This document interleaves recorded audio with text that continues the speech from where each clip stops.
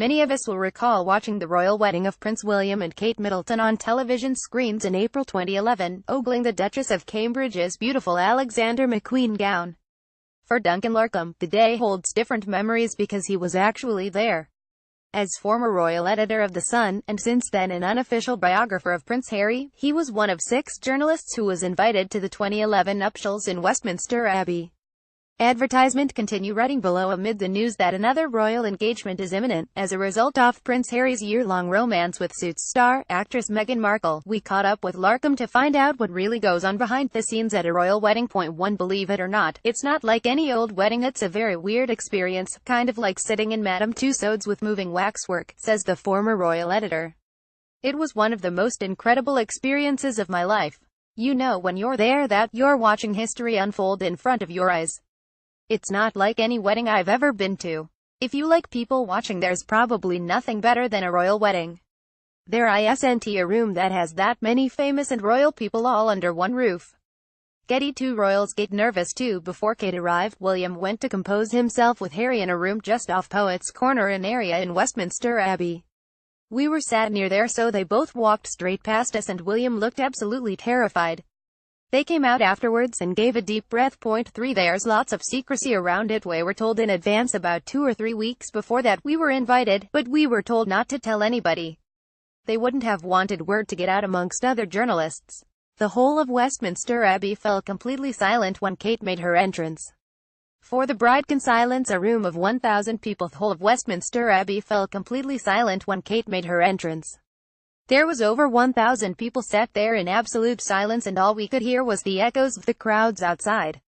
In terms of the build-up for the bride's arrival, they probably don't come much bigger than that. Getty. 5. A lot of effort goes into the seating plan. You have certain areas in Westminster Abbey that's all to do with royal protocol. Politicians all sit in one area, foreign royals are all sat in one area, the members of the royal family were all sat together in another. Advertisement continue reading below. 6 famous people and non-famous people are treated the same. One thing you can't do at a royal wedding is turn up after the Queen, as she will always be the second to last person to arrive after the bride. It was quite clear at the wedding that no matter if you were the Sultan of Brunei or a guy who's been at Sandhurst with William, or a big Hollywood star, everyone got there early. I think for someone like Sir Elton John, who is normally one to be the center of attention, it was probably quite humbling. One thing you can't do at a royal wedding is turn up after the Queen. Everyone was sat in the same sort of seats. You can have one of the world's richest men sitting there in the same fold-out chair that Joe Bloggs was in, which was a nice touch. Advertisement continue reading below. Advertisement continue reading below. Getty. 7. There's a fair bit of waiting around. The wait for Kate's arrival felt like forever. We got there earlier than most people. In fairness, we were probably there for 2 hours before she arrived.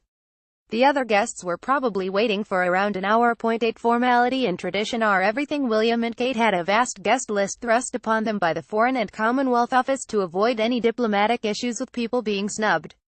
The other guests were probably waiting for around an hour. Advertisement continue reading below. When you boil it down, in terms of their actual friends, they probably only had a couple of hundred, including workmates mixed in with 1,000 other people. You can't compare it to any other wedding. Getty. Advertisement continue reading below. Advertisement continue reading below. 10. It's debatable how much of the day is about the couple. William and Kate did look very happy. It was very obvious that while they had to go by protocol, absolutely everything they physically could have done to put their own stamp on the day, they did. I think the trees inside Westminster Abbey were Kate's touch. You could see the little touches that were important to the bride and groom on a day that really wasn't theirs, it was everybody's. That's probably one of the things about royal weddings. Getty. 11. Every royal wedding is different. He would say that Harry's wedding would probably be very different from William's. William is the heir to the throne, so it was a big national occasion. Harry will want to do everything he can to avoid that. William would have loved to avoid that, but obviously he couldn't. Advertisement continue reading below. I think the trees inside Westminster Abbey were Kate's touch. Harry's will be really interesting to see where they choose on the scale of it. I'd be surprised if it's not televised. I think they'll have to do that compromise. It could be on a par with William and Kate's as a television event because Harry's popularity spans the globe. I hope I get invited to that one. That would be nice.